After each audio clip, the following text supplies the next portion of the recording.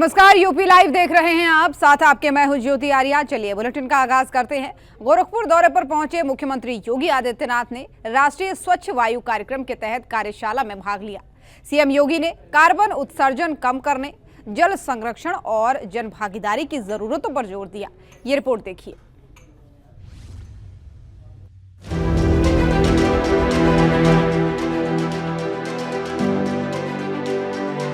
उत्तर प्रदेश के मुख्यमंत्री योगी आदित्यनाथ 3 दिवसीय गोरखपुर दौरे पर हैं। नगर निगम द्वारा आयोजित राष्ट्रीय स्वच्छ वायु कार्यक्रम में सीएम योगी ने कार्यशाला में भाग लिया। कार्यक्रम में नगर निगम और केंद्रीय संस्थाओं के प्रतिनिधि, सांसद रवि किशन, विधायक और पार्षद मौजूद रहे।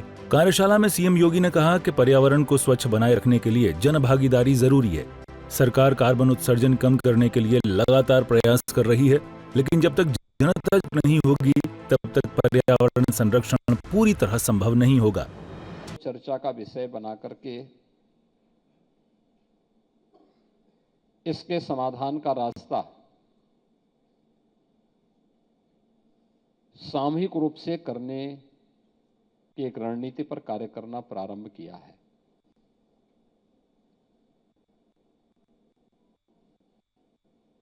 महात्मा गांधी ने एक बात कही थी,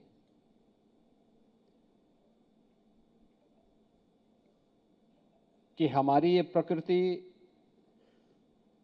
सबकी आवश्यकताओं की पूर्ति कर सकती है, लेकिन किसी के लोभ को पूरा करने का सामर्थ्य इसमें नहीं है। और मुझे लगता है कि यहीं से जो प्रश्न हम सबके सामने खड़े हुए हैं, इस जीव सृष्टि के सामने खड़े हुए हैं,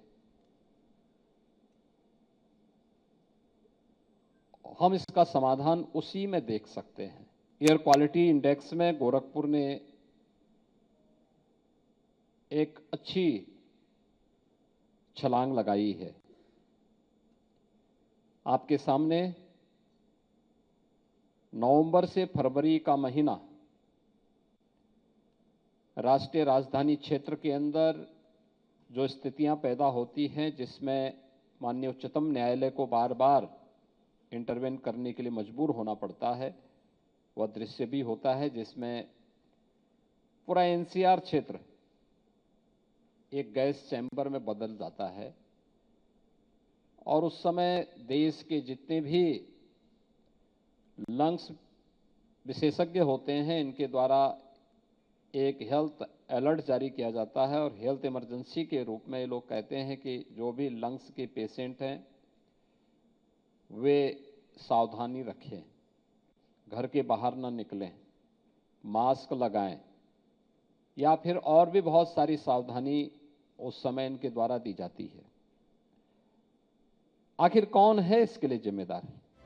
इस दौरान सीएम योगी ने कहा कि स्ट्रीट लाइटों को बदलने के प्रयास से 1000 करोड़ रुपए की सालाना बचत हो रही है, जो कार्बन उत्सर्जन को कम करने में मदद कर रहा है। आज समय आ गया है। प्रधानमंत्री जी ने वैसे ही नहीं कहा कि हमें सन 2070 तक नेट जीरो के लक्ष्य को प्राप्त करना है। नेट जीरो का मतलब कार्बन उत्सर्जन को न्यूनतम करने की दिशा में बढ़ाए जाने वाले कदम। पिछले 10 वर्ष में इसके लिए अनेक कार्यक्रम चलाए गए। आपने देखा होगा, पहले नगरीय क्षेत्रों में स्ट्रीट लाइट लगती थी, हैलोजन लगते थे, वो ऊर्जा भी ज्यादा लेती थी, आवाज भी करती थी और कार्बन उत्सर्जन भी ज्यादा करती थी। कहीं लाल लाइट लग जाती थी, कहीं पीली लाइट लग जाती थी, कहीं पर किसी अन्य कलर की लगती थी और ऊर्जा की खपत बहुत ज्यादा होती थी। लेकिन आज की देसी पद्धति, कुल 6 करोड़ रुपए खर्च करके सालाना खर्चा इनका 4 से 5 लाख रुपए आता है और जल की शुद्धि के मानक को अलग से इन्होंने प्रस्तुत कर दिया है कि हाँ, ऐसे भी हो सकता है। उसमें और भी अच्छी गुंजाइश है करने की, और मुझे लगता है कि उसको समय के अनुरूप हमें आगे बढ़ाना चाहिए। उसको एक प्रक्रिया का, प्रोसेस का और एक सक्सेस स्टोरी का हिस्सा बना करके इस प्रकार के कार्यक्रमों को आगे बढ़ाना चाहिए। गोरखपुर एक अच्छी सिटी है,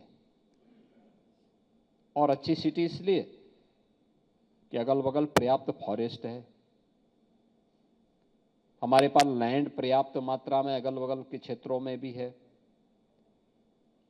झील है, जगह जगह झील है, रामगढ़ ताल इधर है, उधर चिलवा ताल है, महेसरा ताल है, रोहिन नदी है, राप्ती नदी है, इधर गोर्रा नाला और नदी भी है।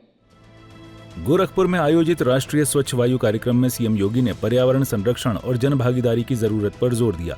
सरकार के प्रयासों के साथ साथ लोगों की सहभागिता से ही कार्बन उत्सर्जन, वायु और जल प्रदूषण पर नियंत्रण पाया जा सकता है। ब्यूरो रिपोर्ट, सूर्या समाचार। और बीजेपी नेता ब्रजभूषण शरण सिंह का बड़ा बयान सामने आया है। WFI और अन्य खेल संघ को बताया स्वतंत्र संघ और बोले कि कोच, खिलाड़ियों, खेल से जुड़े लोगों से चर्चा हुई है। 99.9% लोग इस फैसले से खुश हैं, उन्होंने कहा, और साथ ही कहा कि मौजूदा महासंघ ईमानदारी से काम करेगा। तो बीजेपी नेता ब्रजभूषण शरण सिंह का ये बयान सामने आया है। WFI को लेकर उनका ये बयान सामने आया है।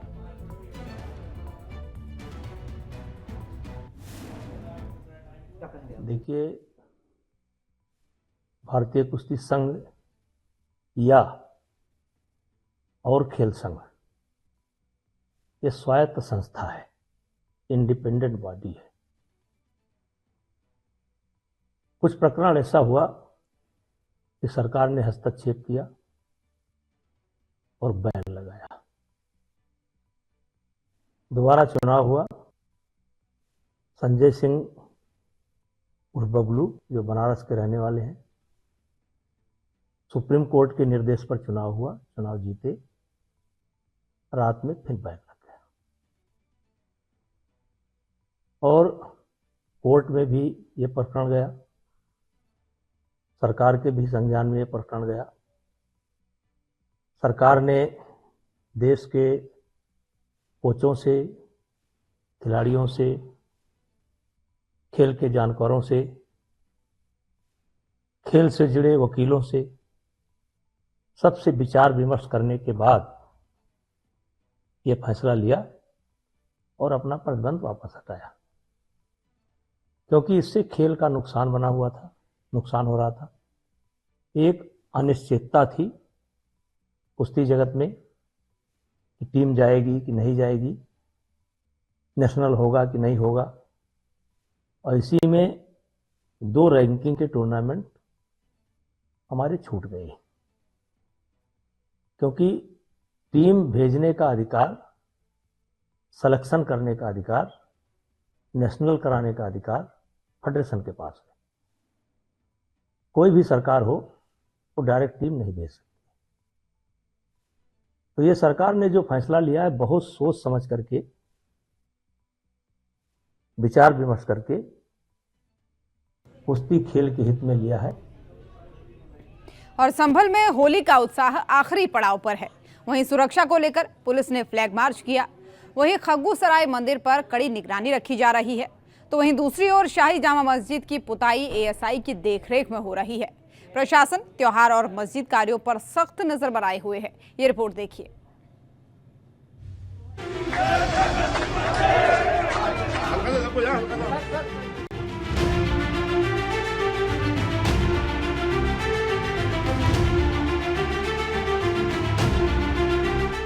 संभल वो जिला है जो हमेशा विवादों की सुर्खियों में रहता है, लेकिन इस बार संभल की होली कड़ी सुरक्षा के बीच मनाई जा रही है।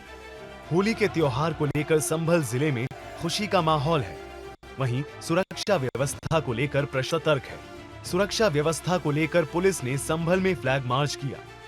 संवेदनशील इलाकों का ड्रोन के जरिए स्थिति का जायजा लिया जा रहा है। स्थिति को नियंत्रित करने के लिए जगह जगह CCTV लगाए जा रहे हैं। इसी कड़ी में ASP श्रीश चंद्र ने कहा कि खग्गूसराय की शिव हनुमान मंदिर पर स्थिति पूरी तरह नियंत्रण में है। यहाँ पर्याप्त पुलिस बल तैनात किया गया है।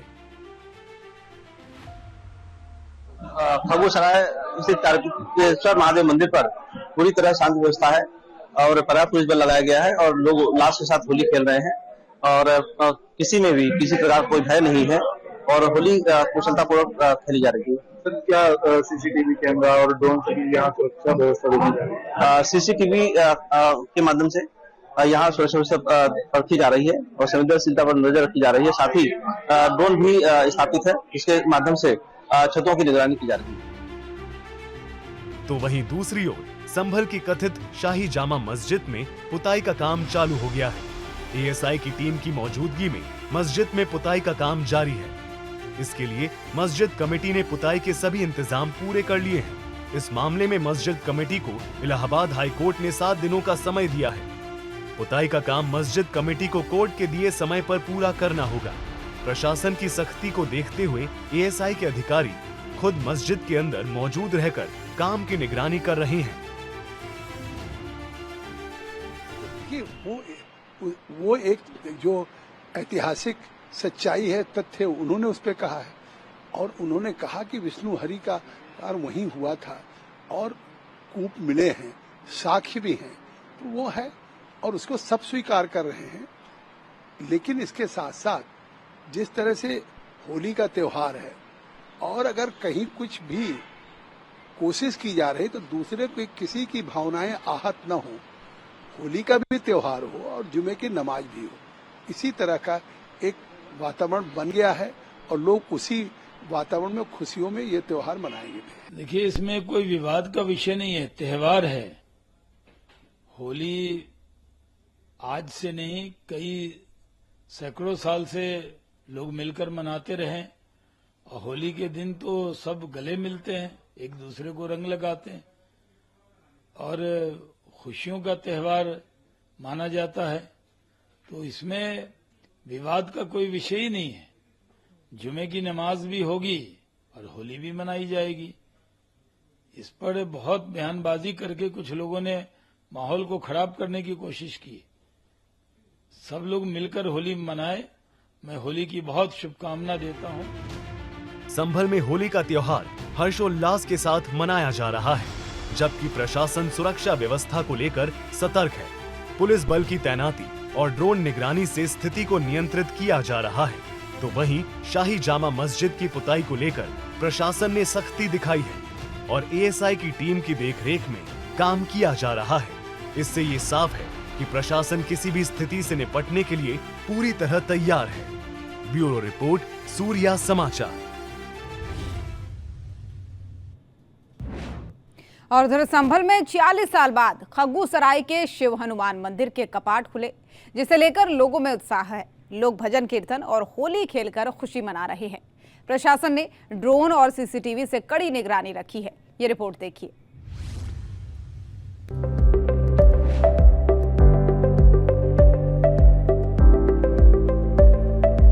संभल में इस बार होली खास बनने जा रही है, क्योंकि 46 साल बाद खग्गूसराय में शिव हनुमान मंदिर के कपाट खुले हैं। ये मंदिर मुस्लिम बहुल इलाके में बना है। मंदिर का कपाट खुलते ही श्रद्धालुओं की आस्था उमड़ पड़ी। इस बार की होली में लोग यहाँ पूजा अर्चना करने के साथ साथ गुलाल खेलकर और भजन गाकर होली का आनंद लिया। यहाँ बहुत ही ज्यादा उत्साह है, उल्लास से होली खेली जा रही है। जितने लोग आप देख रहे हैं यहाँ सब युवा हैं। इन्होंने अपने पैदा होने के पहले के मंदिर इनके बंद है। आज इतने लोग खुश हैं, इतने तो उत्साहित है। इतनी देर समझो सब लोग रंगों के रंग में सरोवर है। लोग कोई गाना गा रहा है, कोई कुछ कर रहा है। और यहाँ से होली का मैसेज दिया गया कि ये रंग है, कोई बुराई का प्रतीक नहीं है। इसे सबको खेलना चाहिए। होली का रंग, फूलों से, रंगों से होली खेली जा रही है। और ये सब कुछ माननीय योगी जी, हमारे संभल प्रशासन, डीएम साहब की व्यवस्थाओं के कारण यहाँ पे आज हम होली खेल पा रहे हैं। आप देख ही रहे हैं कि होली भगवा में है, पूरे शहर में होली मनाई जा रही है और कार्तिकेय मंदिर पर एक विशेष होली मनाई जा रही है। यहाँ भगवा होली खेली जा रही है और समस्त समाज यहाँ इकट्ठा है। विश्व हिंदू परिषद के नेतृत्व में यहाँ पर संभल के जितने भी सामाजिक संगठन है वो सारे के सारे यहाँ पर बुलाए गए हैं। सारे के सारे लोगों ने यहाँ पर शिरकत की है। सभी लोग यहाँ पर बहुत भगवामय माहौल के साथ होली मना रहे हैं और ये संभल के लिए बड़ी गौरव की बात है। शिव हनुमान मंदिर और होली के त्योहार को देखते हुए पुलिस प्रशासन ने सुरक्षा के पुख्ता इंतजाम किए हैं। संवेदनशील इलाकों में ड्रोन और सीसीटीवी कैमरे से निगरानी की जा रही है। अतिरिक्त पुलिस बल की तैनात किया गया। एएसपी शेष चंद्र ने पल पल स्थिति का जायजा ले रहे हैं। महादेव मंदिर पर भक्तों द्वारा होली खेली जा रही है और पूरी तरह शांति व्यवस्था स्थापित है और फोर्स लगाई गई है और सकुशल होली खेली जा रही है। सर यहाँ देखा जाए ड्रोन पर भी निगरानी की जा रही है, सीसीटीवी कैमरे ड्रोन से आसपास निगरानी रखी जा रही है और उल्लास से होली खेल रहे हैं। मंदिर में बड़ी संख्या में श्रद्धालु दर्शन करने पहुंच रहे हैं और होली के रंगों में सराबोर होकर भक्ति में लीन हो रहे हैं। पूरे इलाके में खुशी का माहौल है और पुलिस प्रशासन भी पूरे सतर्कता से व्यवस्था बनाए हुए है।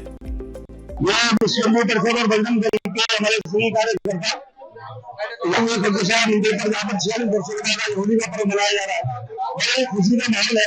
46 वर्षों के बाद अनुभव कर सकते हैं कि मंदिर की शुरू रही है और मंदिर में किस प्रकार से यहाँ हुआ है और उसी को लेकर सभी लोग निकलते हुए और यही हमारा प्रयत्न है, प्रयास है कि होली यहाँ मनाई जाए, धूमधाम से होली मनाई जाए और हमारा यही प्रयास रहेगा कि पूरी शांतिपूर्ण होली पूरे नगर में मनाई जाए। जी, फूलों और गुलाल से होली खिलाई जा रही है। सुबह यहाँ गुजिया और उसके साथ कुछ जलपान की व्यवस्था है और बहुत ही अच्छा माहौल है, बहुत ही खुशी का माहौल है। 46 साल बाद शिव हनुमान मंदिर खुलने से लोगों में भारी उत्साह है। प्रशासन ने सुरक्षा चाक चौबंद कर रखी है जिससे त्योहार शांतिपूर्ण ढंग से मनाया जा सके। यह होली श्रद्धा, सौहार्द और कानून व्यवस्था का संदेश दे रही है। ब्यूरो रिपोर्ट, सूर्य समाचार। और उधर अयोध्या में जगत गुरु परमहंस और इकबाल अंसारी ने साथ में होली खेलकर गंगा जमुनी तहजीब की मिसाल पेश की है। तो वहीं वृंदावन में विधवा महिलाओं ने रंगों से समाज में बदलाव का संदेश दिया। ये रिपोर्ट देखिए।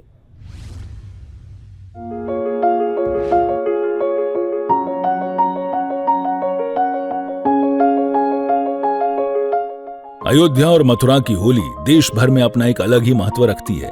भगवान श्री राम की नगरी अयोध्या और श्री कृष्ण की लीला स्थली मथुरा और वृंदावन में होली का त्योहार भक्ति, प्रेम और समरसता का प्रतीक माना जाता है। यहाँ की होली सिर्फ रंगों का नहीं बल्कि सांस्कृतिक विविधता और सद्भाव की होती है। अयोध्या में इस बार होली पर सांप्रदायिक सौहार्द की अनूठी मिसाल देखने को मिली। श्री राम जन्मभूमि तीर्थ क्षेत्र में जगत गुरु परमहंस महाराज और बाबरी मस्जिद के पक्षकार इकबाल अंसारी ने एक साथ होली खेली। दोनों ने गुलाल लगाकर प्रेम और भाईचारे का संदेश दिया। अयोध्या में पूरे उत्साह के साथ होली मनाई गई, जहां लोग श्री राम के रंग में रंगे नजर आए। इस दौरान लोग एक दूसरे को अबीर गुलाल लगाकर गले मिले, होली के गीतों पर झूमते नजर आए। तो वहीं वृंदावन में विधवा महिलाओं ने भी रंगों के त्योहार में हिस्सा लिया। पारंपरिक रूप से विधवाओं को होली खेलने से रोका जाता था, लेकिन अब यह त्योहार समावेशिता और करुणा का प्रतीक बन गया है। वृंदावन के आश्रमों में रहने वाली विधवाओं ने एक दूसरे को गुलाल लगाया और फूलों की होली खेली। भगवान कृष्ण की नगरी में यह अनोखी होली समाज में बदलाव और सभी के लिए समानता का संदेश दे रही है। अयोध्या और वृंदावन की होली सिर्फ रंगों तक सीमित नहीं रही, बल्कि इसने एकता, प्रेम का संदेश दिया। अयोध्या में हिंदू मुस्लिम भाईचारे की मिसाल देखने को मिली, जबकि वृंदावन में विधवाओं की होली सामाजिक बदलाव की ओर एक बड़ा कदम साबित हुई। ब्यूरो रिपोर्ट, सूर्य समाचार। और होली के मौके पर अलग अलग जगहों पर अलग अलग तरह की अनोखी चीजें देखने को मिल रही है। बात होली से खास रिश्ता रखने वाली मिठाई गुजिया की हो या फिर होली पर इस्तेमाल होने वाली पिचकारी की, इस बार होली पर आम सी लगने वाली इन दोनों ही चीजों के अनोखे प्रकार सामने आए हैं। इस बार की होली में पहले कैसे दिखे गुजिया और पिचकारी के बदले हुए रूप, इस रिपोर्ट में देखिए।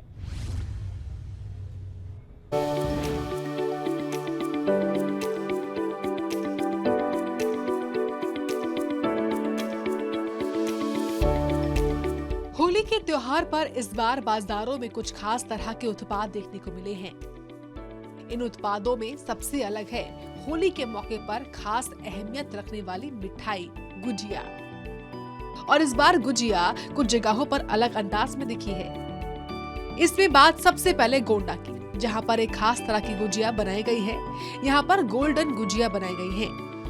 इस गुजिया पर 24 कैरेट गोल्डन वर्क लगाया गया है, जिससे इस गुजिया की कीमत भी गोल्डन हो गई है। इस पोस्टर को देखिए, जिस पर लिखा है गोल्डन गुजिया 50,000 रुपए प्रति किलो। जी हाँ, ये गुजिया 50,000 रुपए प्रति किलो बेची जा रही है। तो वहीं गोल्डन गुजिया का एक पीस 1300 रुपए का बेचा जा रहा है।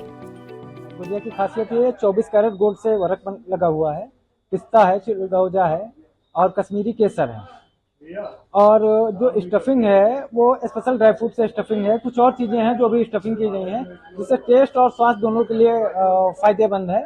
गोल्ड भी होता है, 24 कैरेट गोल्ड आप खा सकते हैं, ऐसा नहीं है कि मेटल है। कुछ लोगों ने हमसे पूछा भी कि ये गोल्ड कैसे खाएं, तो 24 कैरेट गोल्ड ऐसा होता है जो प्योर गोल्ड होता है, उसे खाया जाता है। जैसे सिल्वर भी खाया जाता है, चांदी वर्क होता है वो भी खाया जाता है। गोल्ड का भी खाने में ही यूज किया जाता था। लोग कहते हैं सोना चांदी च्यवनप्राश आता है, आप लोगों ने सुना देखा होगा, डाबर का आता है सोना चांदी च्यवनप्राश। तो सोना चांदी च्यवनप्राश अगर आ रहा है तो उसमें सोना चांदी के कुछ न कुछ तो लक्षण ही है। अब आपको ले चलते हैं गुजिया की ही दूसरी मेकिंग के पास। तस्वीरें हैं नवाबों का शहर कहे जाने वाले राजधानी लखनऊ की, जहां पर आज तक की सबसे बड़ी गुजिया बनाई गई है। 6 किलोग्राम से भी ज्यादा वजन की ये गुजिया 25 सेंटीमीटर लंबी है, जो कि आज तक किसी ने नहीं बनाई। ये गुजिया लखनऊ के 56 भोग मिष्ठान ने बनाई है, जिसका record India's book of record में दर्ज किया गया है। जो गुजिया बनी है आज लखनऊ में 56 भोग के द्वारा बनाई गई है, ये अभी तक के रिकॉर्ड को ब्रेक करती है, तोड़ती है, बनाती है। और ये 6 केजी वेट है और 25 इंचेस इसकी लंबाई है। इसके पहले इतनी बड़ी गुजिया कहीं नहीं बनाई गई, किसी ने नहीं बनाई। इसलिए इन्होंने जब क्लेम किया तो हम लोगों ने जब सारा सर्च करके देखा तो पाया कि इससे बड़ी गुजिया किसी ने नहीं बनाई। और आज इसी विशाल गुजिया के कारण फिनिक्स पलासियो मॉल में स्थित 56 भोग लखनऊ के मशहूर स्वीट शॉप ने ये रिकॉर्ड ब्रेक किया, ये रिकॉर्ड बनाया। अब आपको दिखाते हैं लखनऊ में ही बनाई गई अनोखी पिचकारी। ये है चांदी की पिचकारी, जिसकी कीमत 8,000 से लेकर 1 लाख रुपए तक है। जौहरी ने बताया कि नव विवाहित जोड़ों के परिवारों में इस पिचकारी को देने की रीत है, जिसमें दुल्हन के परिवार वाले दूल्हे के परिवार को ये पिचकारी भेंट करते हैं। ये जो पिचकारी है, एक सिंबलिक, एक सिंबल के रूप में, एक प्रतीकात्मक याददाश्त के रूप में, जो नौ दंपत्ति होते हैं, जो मायका पक्ष होता है वो ससुराल पक्ष को देता है। और ऐसी परंपरा काफी पुरानी है और लोग अपने सामर्थ्य के अनुसार इसमें छोटी बड़ी और बड़ी बाल्टियां और पिचकारी देते हैं। ये यदि मूल्य की बात किया जाए तो मूल्य इसका शुरुआत करीब 8,000 से लेके 1 लाख रुपए तक रहता है। और इसमें विशेषता इस बार ये खास रही कि नक्काशी और नक्काशी के साथ मीनाकारी और मीनाकारी के बाद इसमें जो नगों का जड़ाऊ नगों का काम किया गया है वो प्रथम बार आया है और ये काफी सराही गई हैं। और ये सराही मुख्य सराहना या मुख्य लेन देन जो इसका होता है वो नौ दंपत्ति के बीच ही होता है। होली से पहले आम तरह की चीजों को अलग तरह से बनाकर इन जगहों पर दर्शक भी पहुंच रहे हैं। त्योहारों के बीच इन स्वीट्स शॉप और जौहरी की दुकानों पर लोग पहुंच रहे हैं। देखने के साथ साथ लोग इन अनोखी तरह से बनी आम चीजों को खरीद भी रहे हैं। ब्यूरो रिपोर्ट, सूर्या समाचार।